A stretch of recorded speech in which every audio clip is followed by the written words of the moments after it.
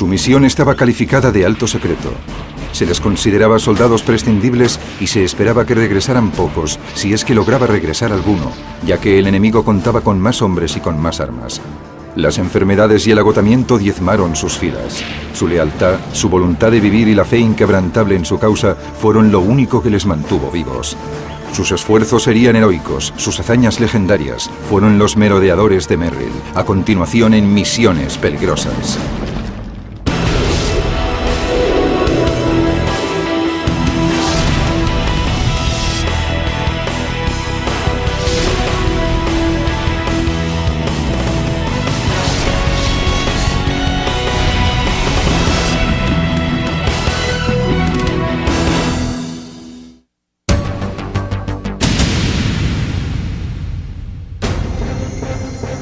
En 1944, un regimiento de soldados estadounidenses llevó a cabo misiones secretas detrás de las líneas enemigas en el país entonces conocido como Birmania. Durante 6 meses, estos guerreros, tachados por algunos de inadaptados, se enfrentaron a las mejores y más experimentadas tropas japonesas en un combate continuo y brutal del que salieron victoriosos. Utilizaban oficialmente el nombre en clave Galahad, pero la historia los recuerda como los merodeadores de Merrill. Algunos parecían encontrarse inadaptados y seguramente les metieron allí oficiales al mando que querían deshacerse de ellos, y muchos de ellos acabaron convirtiéndose en algunos de nuestros mejores soldados. Decían que eran pendencieros y cosas por el estilo. Eran chicos normales. Está claro que se trataba de tipos duros, pero no había duda de que muchos de ellos habían entrado en combate. A mí no me parecían distintos de los demás. Los merodeadores eran muy duros, de eso no cabe la menor duda. Eran excelentes soldados. Creo que eran una de las unidades más disciplinadas de todas las que entraron en acción. Actualmente Birmania es conocida con el nombre de Myanmar. Al inicio de la Segunda Guerra Mundial se hallaba bajo control británico y se situaba geográficamente entre otros 2 aliados de los Estados Unidos, India al oeste y China al este. En 1942 Japón invadió Birmania. Expulsó a los británicos y de esta forma pudo bloquear el corredor de Birmania que los aliados necesitaban para proveer a China de equipamiento y armamento.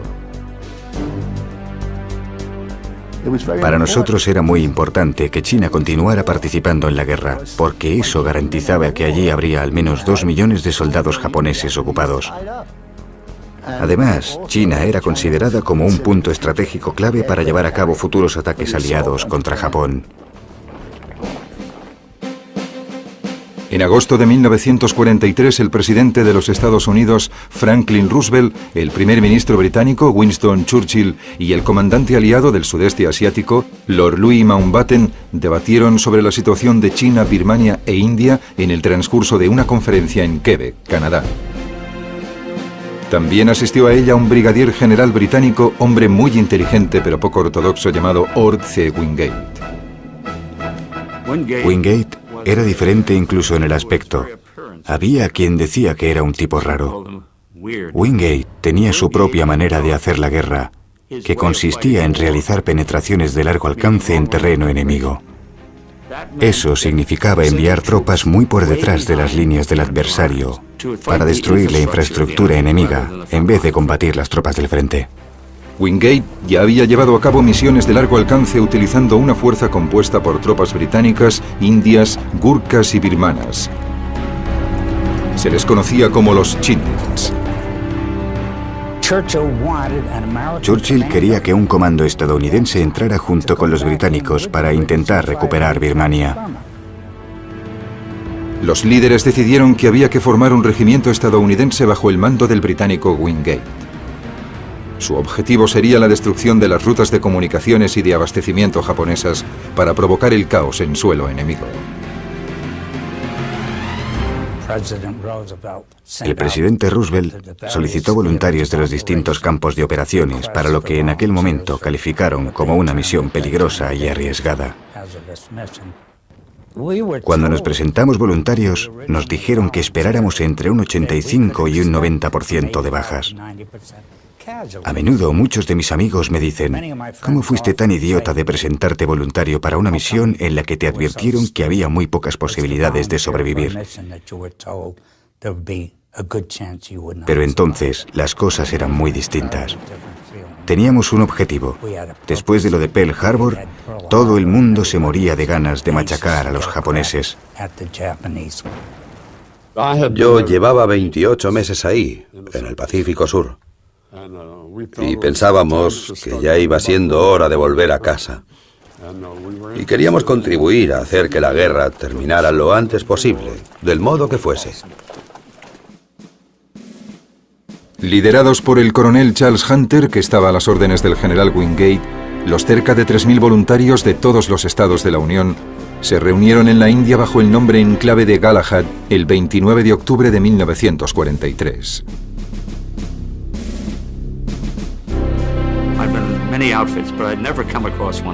Yo había estado en muchas unidades, pero nunca había visto una en la que se reuniera tal variedad de gente.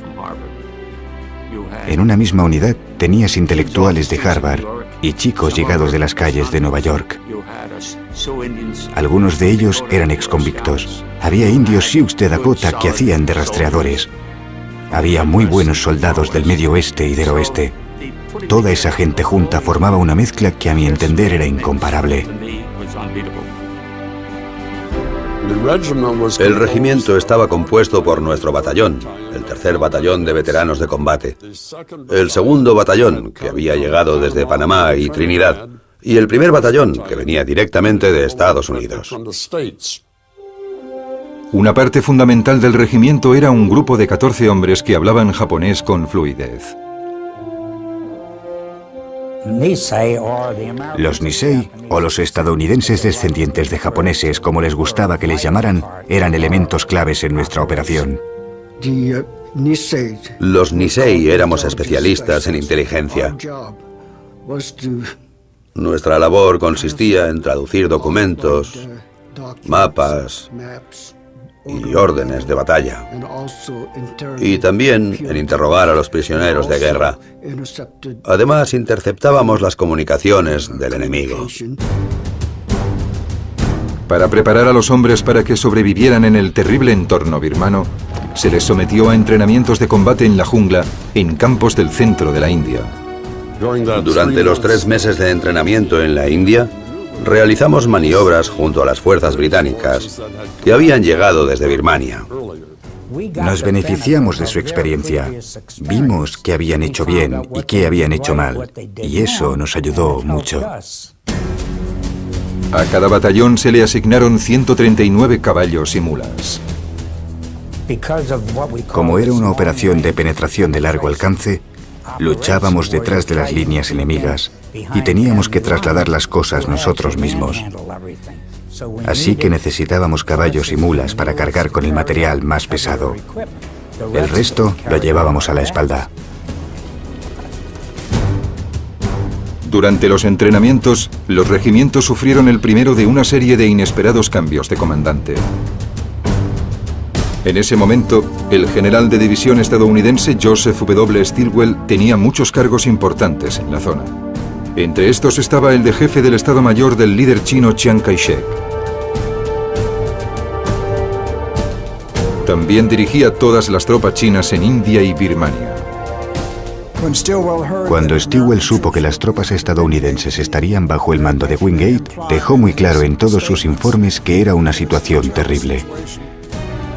Se cree que incluso habló con Mountbatten para pedirle que le nombrara comandante de las tropas estadounidenses. Y después del 1 de enero de 1944, Mountbatten decidió de pronto darle el mando a él. En cuanto Stilwell fue nombrado comandante de las tropas, degradó al coronel Hunter a jefe del Estado Mayor y eligió a uno de sus propios hombres para dirigir a los estadounidenses. Un hombre de 40 años licenciado en Hopkinton, Massachusetts.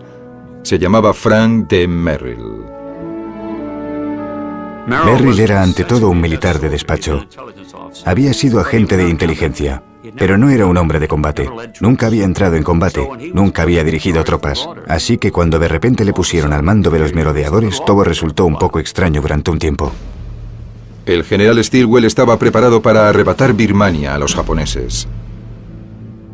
Al general Merrill se le ordenó que debía tener las tropas listas para entrar en acción. Mientras se preparaban, los hombres se daban cuenta de que muchos de ellos no volverían.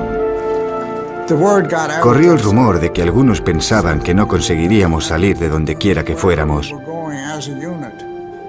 que toda la unidad quedaría destruida. Todos los merodeadores sabíamos que éramos prescindibles. Nadie hablaba de ello, y no porque fuésemos valientes. Pero ¿qué íbamos a hacer? Si estábamos allí, pues estábamos allí. Preocuparnos por estar allí no nos iba a ayudar. Había que dejar que los oficiales se encargaran de eso. Les tocaba a ellos intentar sacarnos de allí. Poco antes de embarcar, el regimiento recibió una designación oficial, Unidad 5307 Provisional. Pero en un artículo de la revista Life, un periodista los bautizó como los merodeadores de Merrill. Durante los 6 meses siguientes, los merodeadores soportaron las condiciones más duras y el peor combate continuo que ninguna otra unidad estadounidense durante la Segunda Guerra Mundial.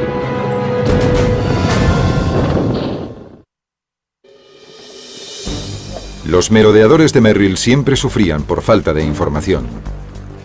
Al dejar sus campamentos de la India, no sabían cuáles serían sus misiones específicas cuando entraran en Birmania.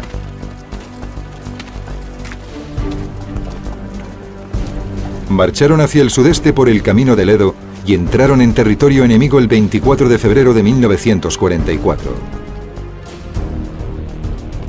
Los batallones estaban dirigidos por las secciones de inteligencia y de reconocimiento. Los hombres las llamaban I+R. Uno de los soldados más condecorados de la historia militar estadounidense fue un merodeador, líder de una sección I+R llamado Logan Weston. En mi sección había 55 hombres.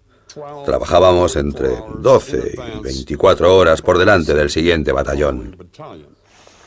Nuestra misión era reconocer el terreno para que el batallón pudiera avanzar por él y localizar las posiciones enemigas. Si se trataba de una unidad pequeña, la destruíamos. Si era más grande, entablábamos combate con los soldados enemigos hasta que nuestro batallón nos alcanzaba y acababa con ellos. El sargento nacido en Alemania, Werner Katz, era soldado en la sección de Logan Weston. El 25 de febrero de 1944, mientras la sección se abría paso a través de la jungla, Katz descubrió un claro. A poca distancia vio lo que al principio pensó que era un soldado chino. Me acerqué y cuando lo vi me dije, Dios mío, es un japonés. Intentó dispararme, pero yo le acerté antes de que pudiera hacer nada. Debí darle en la cara, y cuando me tiraba al suelo vi una ametralladora a mi izquierda, y enseguida disparó contra mí, y entonces todo pasó como a cámara lenta. Una bala me dio aquí, me rozó la nariz. Weston y otros miembros de la sección devolvieron el fuego y recogieron a Katz. Estaba temblando, asustado. Pero tras un tiempo, seas un buen soldado o un mal soldado, te acabas convirtiendo en un fatalista. Por lo que te puede pasar. Ves a un tipo perder un brazo o a otro que muere a tu lado. Y es muy triste.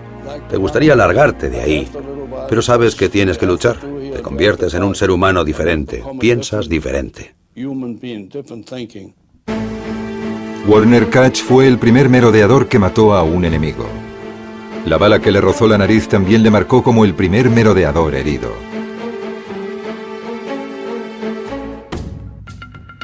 El 28 de febrero, los merodeadores ya se habían internado en territorio enemigo, cuando el general Merrill les informó de que su primera misión tendría lugar en un pueblo llamado Gualabam. No sabíamos cuál era nuestra primera misión.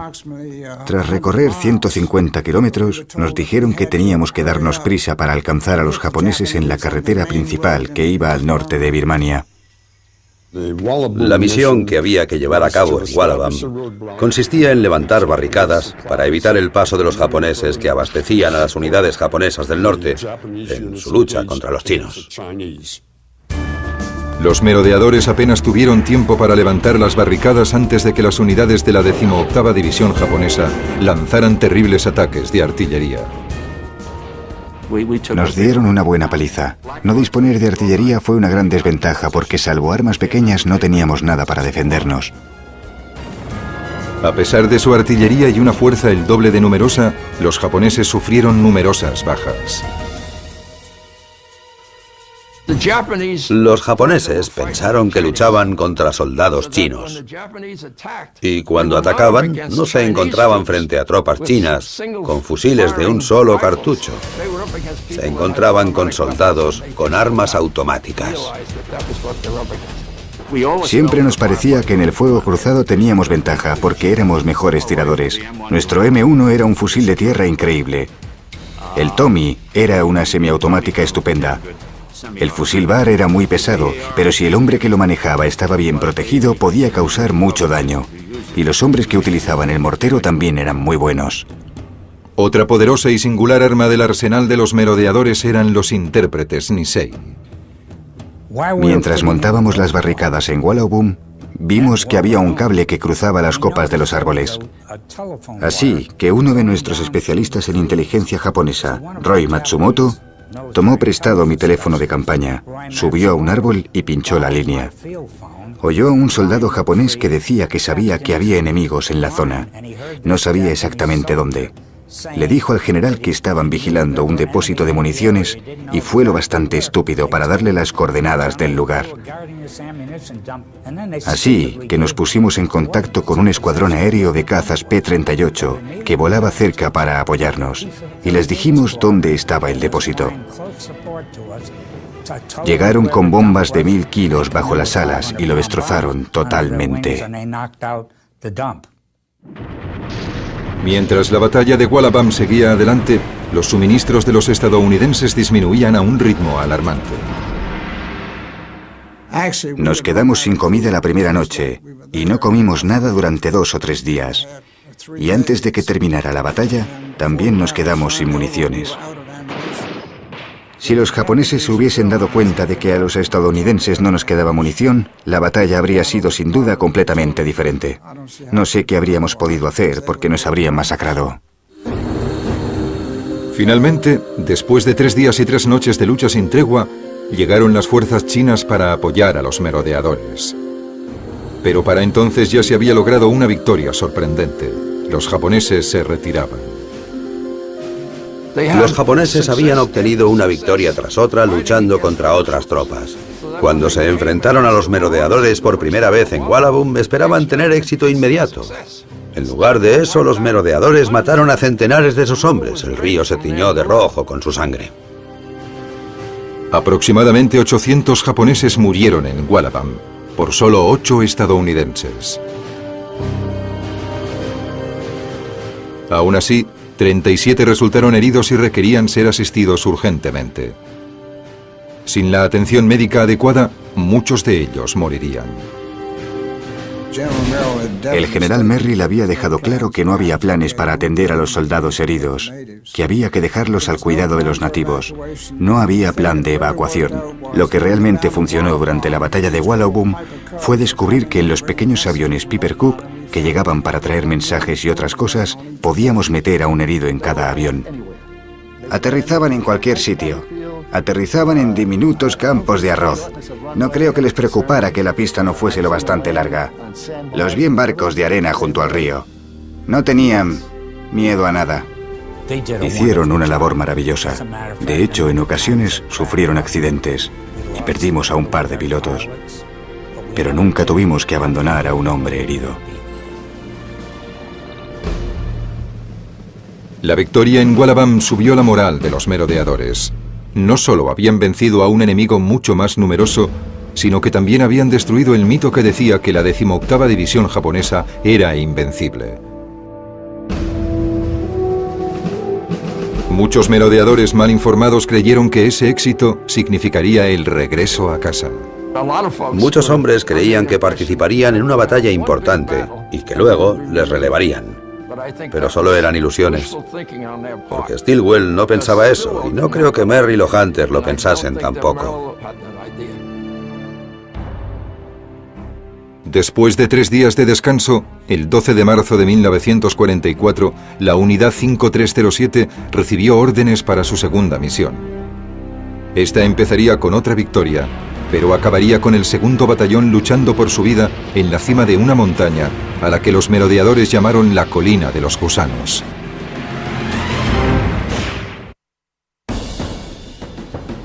Antes de que los merodeadores pudiesen iniciar su segunda misión, tenían que conseguir los suministros que tanto necesitaban.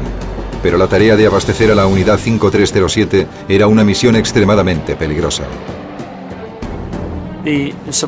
La técnica que usábamos para lanzar los suministros la habíamos aprendido de los Chindits de Wingate, con quienes nos habíamos entrenado en la India. Era la única manera de conseguir abastecer a los soldados que estaban detrás de las líneas enemigas. Había que utilizar aviones para transportar todo el armamento, toda la comida, y era necesario que los pilotos fuesen muy hábiles.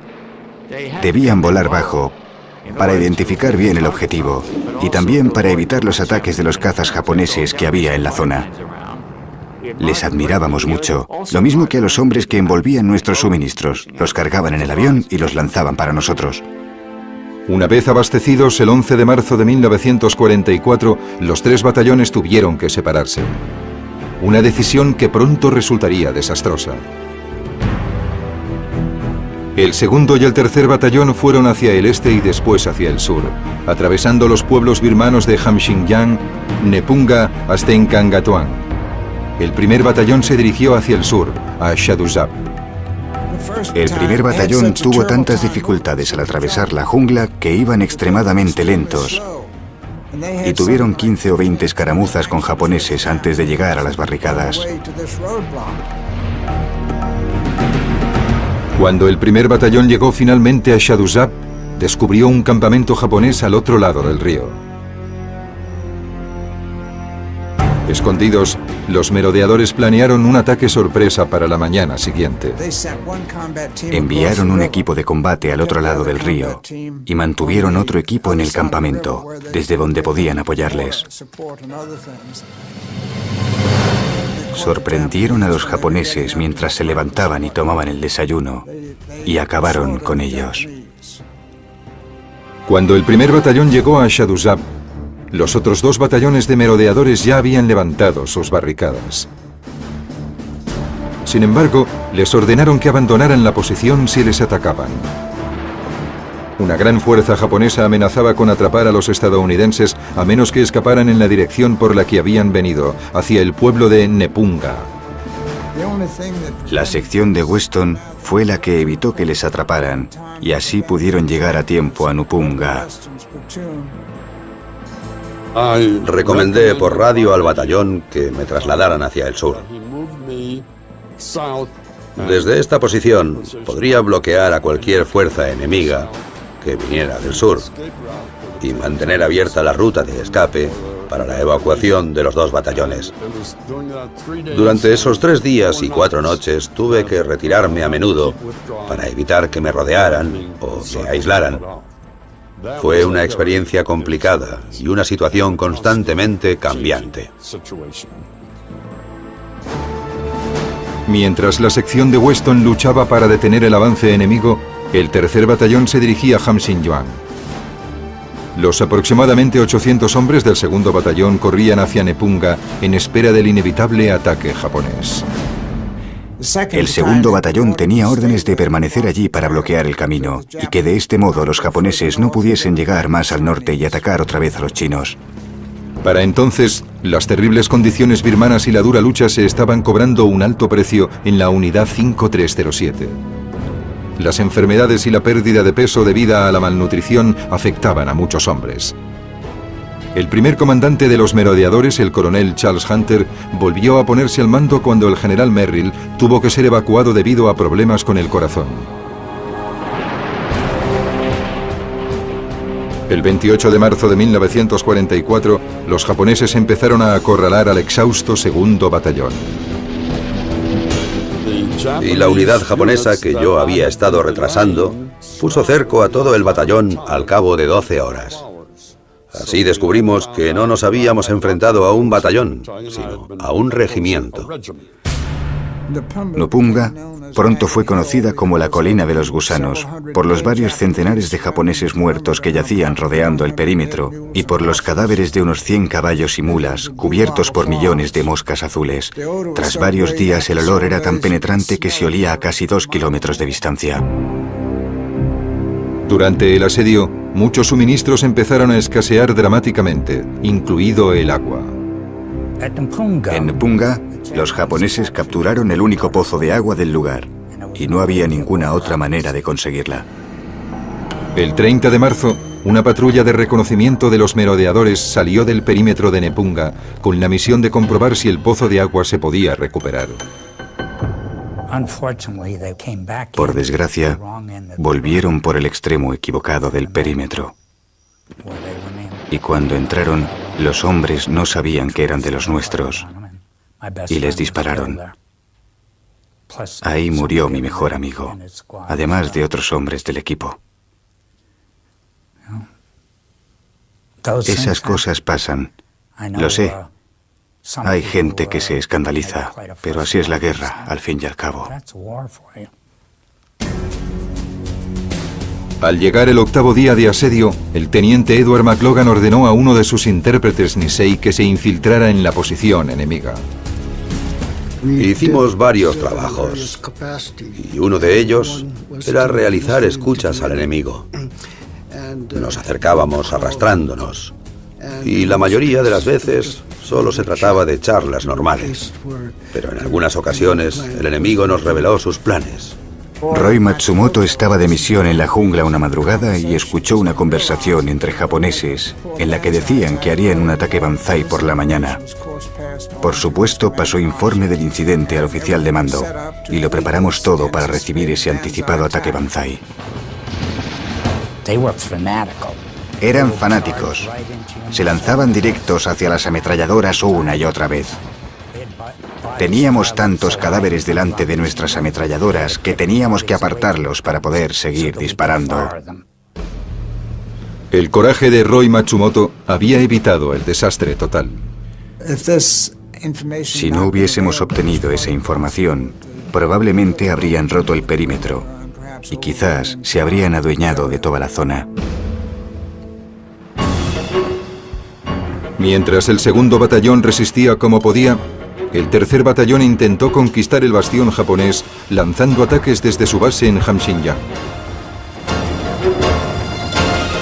El enemigo patrullaba todo el camino hasta Samxingyang. Tuvimos que abrirnos paso a lo largo de 6 kilómetros de resistencia para conseguir ayudar al batallón atrapado. El 2 de abril, los estadounidenses recibieron 2 obuses de 75 milímetros que les lanzaron desde el aire. Al fin los merodeadores disponían de piezas de artillería. 4 días más tarde llegó el 1er batallón, que no había comido durante días, para ayudar en la liberación de sus compañeros. Cuando la batalla de Shadusub terminó, salimos a marchas forzadas con la misión de intentar rescatar al 2º batallón, que estaba sitiado en Napunga. El domingo de Pascua por la mañana, el 9 de abril de 1944, tras 12 días de implacable lucha, el asedio terminó. Los japoneses se habían retirado.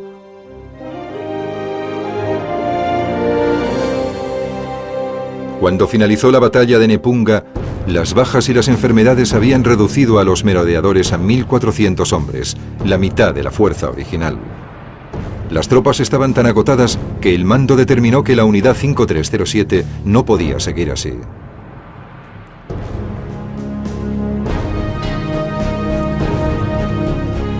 Nuevamente circuló el rumor de que los merodeadores serían evacuados de Birmania. No fue así. Faltaba todavía la misión más difícil.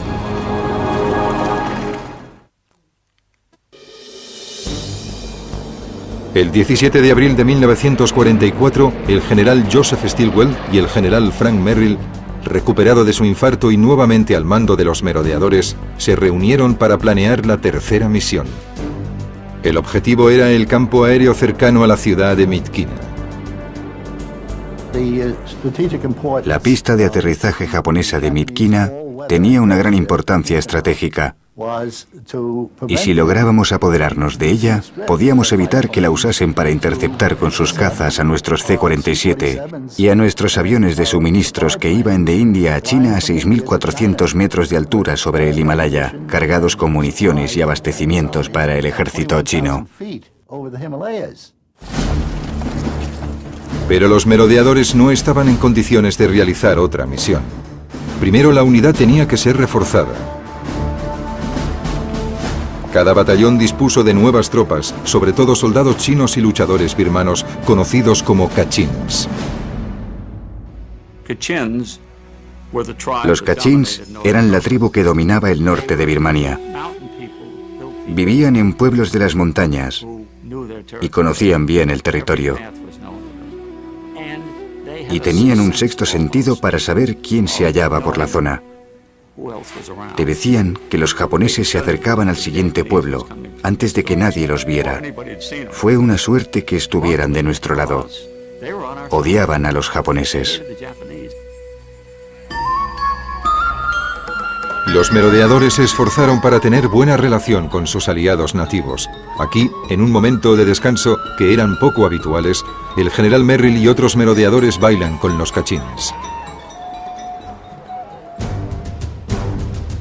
Después de reorganizarse, los merodeadores estaban preparados.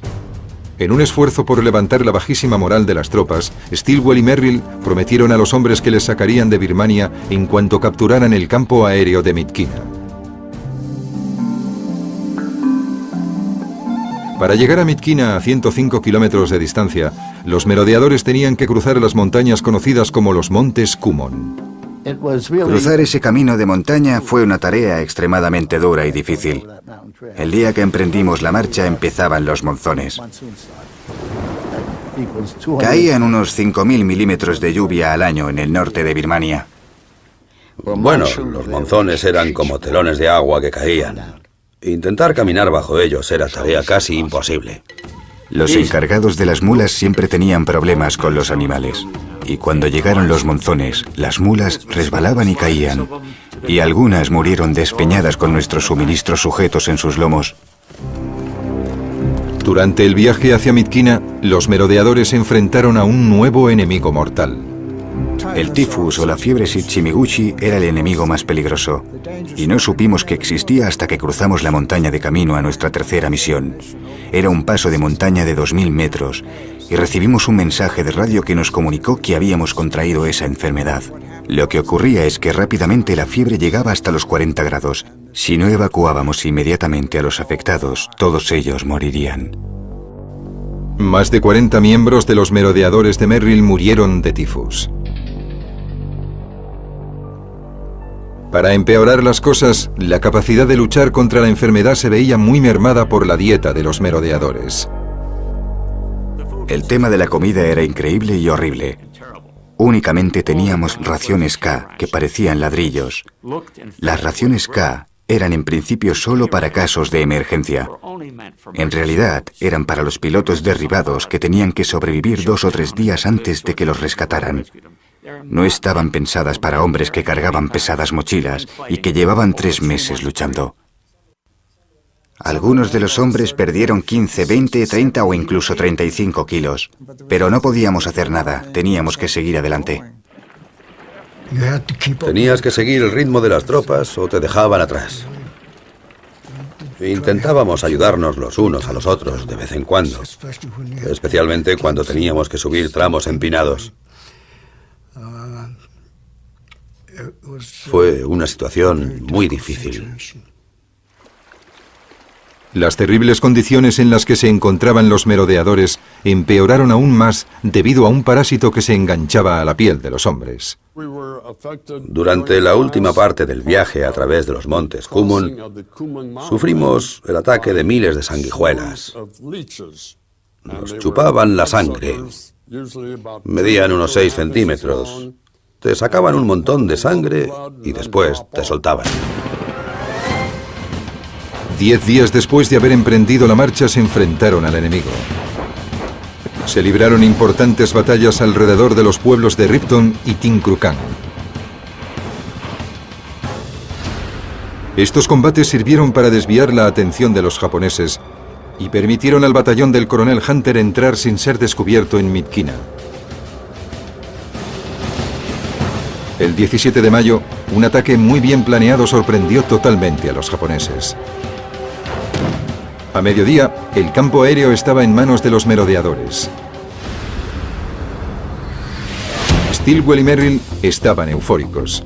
Parecía que la campaña había terminado para los merodeadores. Les habían prometido que les evacuarían en masa en cuanto tomaran el campo aéreo y que los chinos se ocuparían de todo y terminarían la batalla. Por desgracia, los generales todavía no estaban preparados para sacar provecho del repentino éxito de los merodeadores. Lo que ocurrió fue que el general Merrill dijo que nos darían comida y municiones en cuanto capturásemos el campo aéreo, pero no llegaron hasta pasados un par de días. Los japoneses tenían entre 500 y 600 hombres allí cuando tomamos el campo. Cuando llegaron las municiones y la comida, poco antes de que todo terminara, había como 4.000 hombres allí. Los japoneses usaban en ese momento la ciudad de Myitkyina para lanzar contraataques sobre el campo aéreo. Los chinos tenían la misión de repelerlos. Sus intentos fracasaron cuando 2 de sus unidades se confundieron y se dispararon entre ellas, resultando muertos centenares de sus propios hombres. Fue un contratiempo importante, porque contábamos con que hicieran ese trabajo. Entonces tuvimos que decidir qué hacer. La unidad 5307 se atrincheró. Myitkyina se había convertido en un grave problema sin solución a la vista. Los 600 miembros que quedaban de los merodeadores de Merrill no iban a ir a ninguna parte.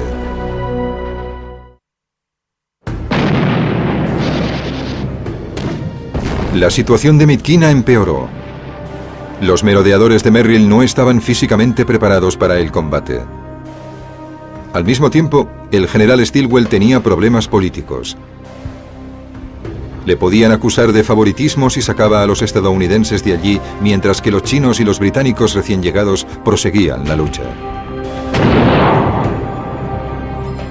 Para complicar aún más las cosas, Stilwell no podía contar con sus propios aliados cuando más los necesitaba. Los merodeadores admiraban mucho el valor y la contribución de los soldados chinos, pero los líderes chinos los retenían constantemente. Los problemas de Stilwell eran enormes, porque Chiang Kai-shek no quería que sus tropas luchasen. Siempre estaba en contacto por radio con sus oficiales. Estos aceptaban solo las órdenes de Chiang Kai-shek y rechazaban las del general Stilwell. A finales de mayo, a pesar de todos sus esfuerzos, Stilwell no podía contener el flujo de merodeadores enfermos y exhaustos que eran evacuados de Birmania. El coronel Charles Hunter volvió a ponerse al mando de los estadounidenses en un momento de crisis al sufrir el general Merrill un segundo infarto. Hunter fue finalmente capaz, en unas circunstancias en las que cualquier otro habría fracasado, de mantener unido lo que quedaba de los merodeadores y conseguir que siguieran luchando. Lo hizo demostrando que apreciaba a esos hombres. Les respetaba y odiaba hacer lo que hizo, pero al fin y al cabo todos estábamos juntos en eso. El coronel Hunter estaba seguro de que sus hombres podían resistir en la base aérea, pero el alto mando no estaba de acuerdo. Creía que la base corría el peligro inminente de que los japoneses volvieran a apoderarse de ella, salvo que se encontraran tropas de reemplazo. Cuando empezaron los problemas en Myitkyina, muchos de los merodeadores llevaban meses en el hospital. Y a alguien se le ocurrió la brillante idea de llevar a algunos de esos tipos al frente como reemplazos. Y esa es la razón por la que todos esos hombres enfermos y heridos regresaran. Era totalmente innecesario, según el coronel Hunter. Algunos creen que un miembro del personal de Stilwell interpretó mal sus órdenes. En todo caso, el incidente fomentó la antipatía hacia el general entre muchos de los merodeadores. La rabia llegó hasta tal punto que un merodeador dijo que si Joe Stilwell se le ponía a la vista, le dispararía por la espalda. Al final, con el transcurso de las semanas, los refuerzos empezaron a llegar. Stilwell trajo ingenieros, pero esos pobres tipos no estaban entrenados para el combate. Les llevaron allí para ver qué podían hacer, pero por desgracia estaban mal preparados para realizar el trabajo. El 12 de julio, una unidad de refuerzos estadounidenses quedó diezmada en un trágico accidente de fuego amigo. Las fuerzas aéreas ordenaron un bombardeo durante la batalla de Midkina, pero lo hicieron en la dirección equivocada. Lanzaron las bombas en el lugar equivocado. Recuerdo las cifras de ese día. Hubo 119 hombres muertos, heridos o enterrados vivos.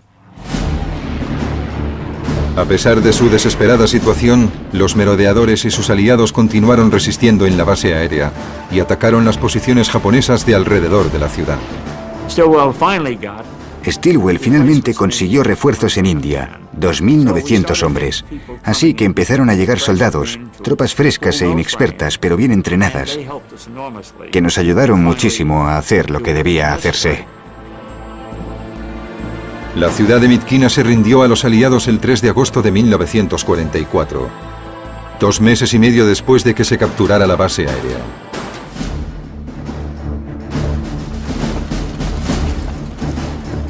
De los casi 2.700 merodeadores que entraron en Birmania, solo quedaban 200 cuando 7 días después la unidad 5307 se unió a la 475 de infantería y los merodeadores de Merrill se convirtieron en historia.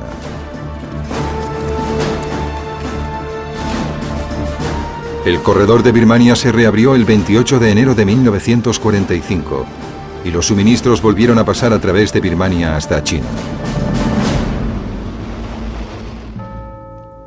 La campaña había terminado, pero la experiencia birmana nunca abandonó los corazones y las mentes de los merodeadores de Merrill.